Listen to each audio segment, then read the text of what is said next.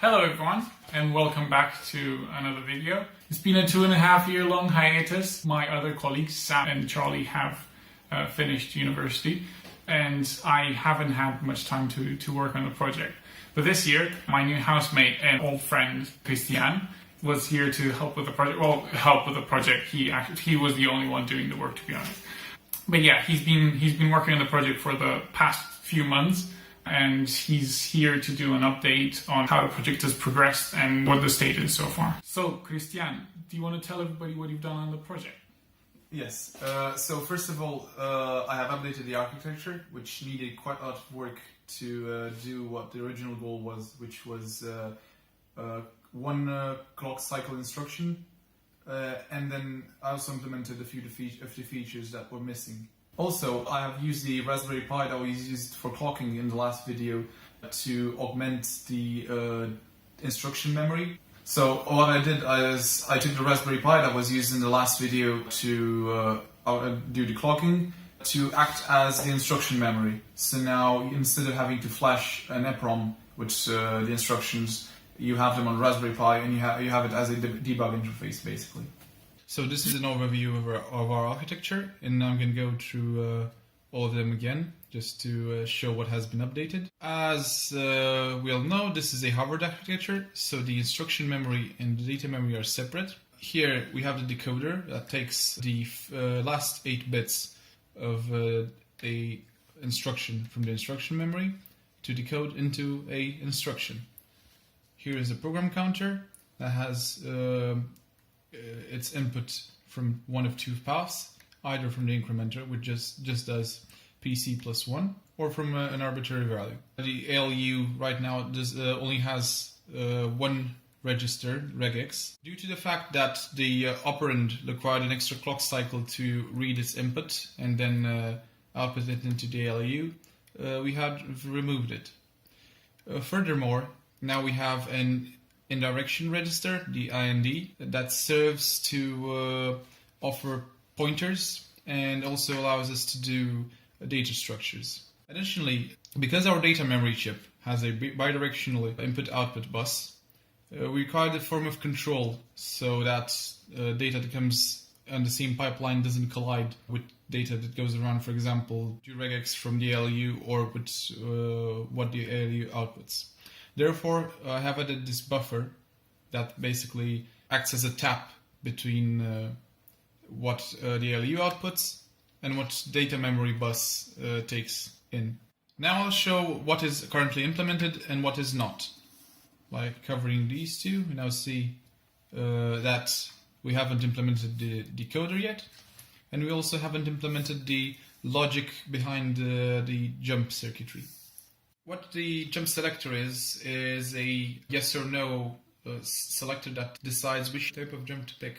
What one would notice is that the jump selector is sort of related to the decoder, and that certain bits from the instruction, the jump instruction, will later be used to determine which type of jump is used. For example, to do a non-conditional jump, the 2 bits will select this card here, which is a constant 1, which means non-conditional jump.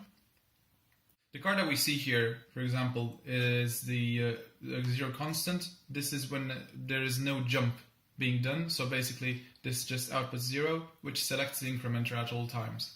What we see here is 0 not 0 and carry not carry, which is the result of the last operation being stored in the carry and 0 flags of the LU. In the adder of the LU, there is also logic for setting flags of 0 and carry. 0 means that all the bits that are outputted here will be zeros. It's basically just an AND operation between all the zeros, which if they also result in a 0, the flag of 0 will be set. The flag of carry represents what happens when the add operation overflows the 8 output bits. For example, if the value exceeds 255, so for example 256, then the carry flag will be raised. Now back to the jump selection. To differentiate between 0 and not 0, it is a simple operation. We use the XOR operator between our 0 flag and a selection bit, which selects the not of this operation. This basically negates our 0 bits. It is similar for carry and not carry. So there's a XOR operator that is used between the carry bit, the carry flag, and the NOT selector.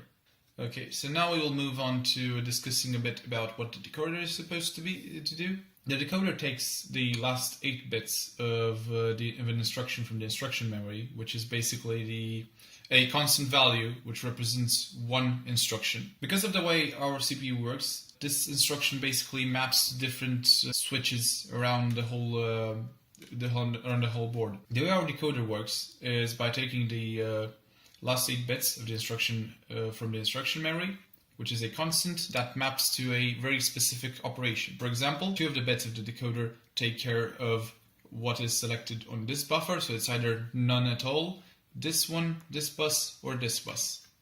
In case of an add operation that would store its contents in register X, you'd have the instruction with its own constant coming from the instruction memory. The last 8 bits go into the decoder, and the rest of it, which is the constant used, goes onto this bus.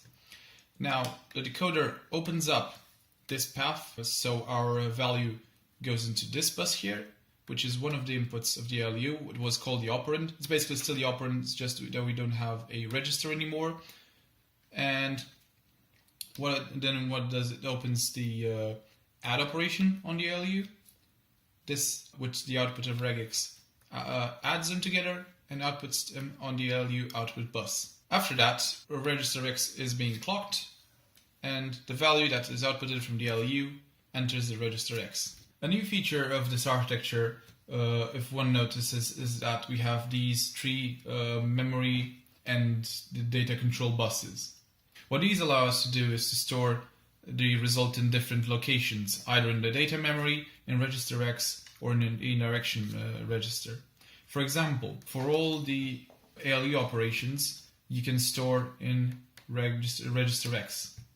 The 4 types of storage to register X are constant from instruction memory, the indirection register, or from data memory by using either a constant from the instruction memory as address or the indirection memory as address. Also, one can store in the indirection register by piping a constant from the instruction memory down to our buffer here, through the ALU, and then through this buffer onto this bus, and then into the input of the indirection register.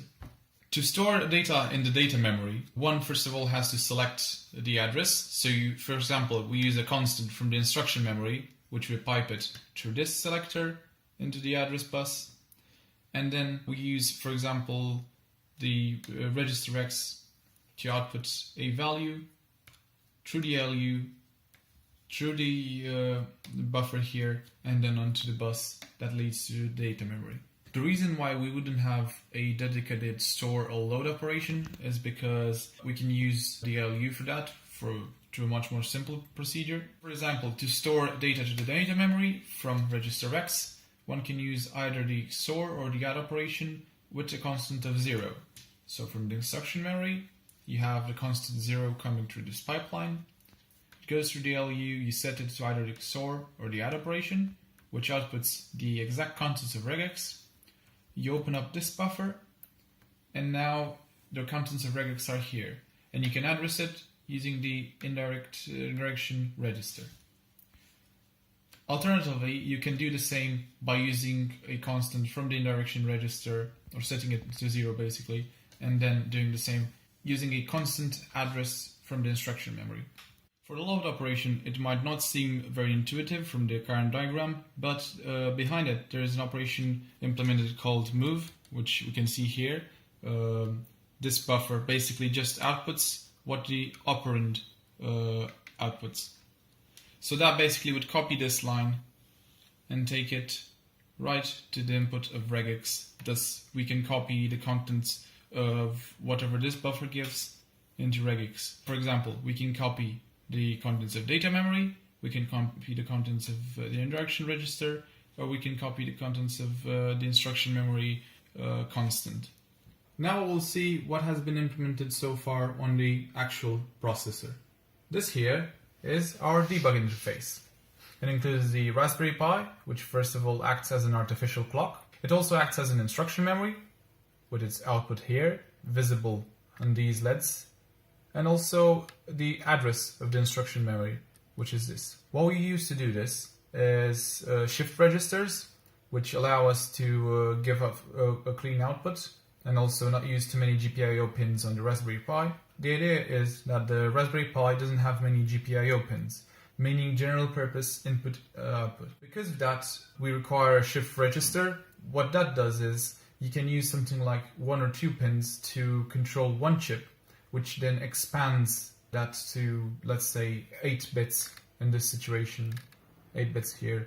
And this is the opposite of our shift register, because this takes 8 bits as input and then gives them as a serial output to our Raspberry Pi. Now I'll be explaining why we are using shift registers.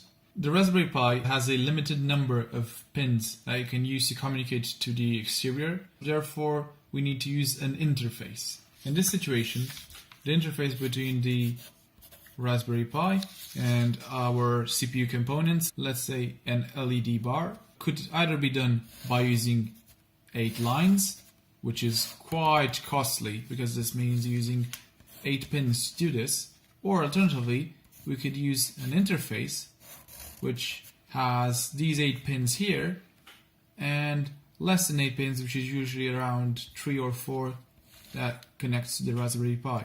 For this, I'll need to explain what is the difference between serial and parallel communication.